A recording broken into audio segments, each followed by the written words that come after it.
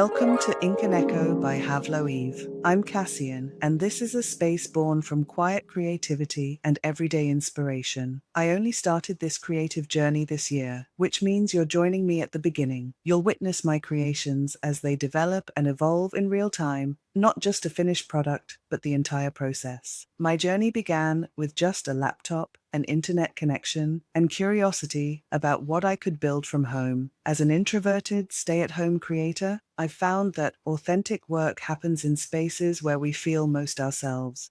I've published books on Amazon KDP, created animations, designed apparel sold through Shopify, all without fancy equipment or leaving my comfort zone. What drives me isn't fame, but the satisfaction of bringing ideas to life and connecting with people who appreciate facts, history, and thoughtful creation. Ink and Echo is for quiet observers and thoughtful makers, those who notice extraordinary things in ordinary moments. It's for people who prefer creating to performing, listening to speaking, and building to boasting. I share not just my creations, but my process, the tools, the mistakes, and the small victories, because the world needs more voices like yours, authentic and unafraid to create on your own terms. You don't need permission to start. You don't need expensive equipment or formal training. Just begin where you are with what you have.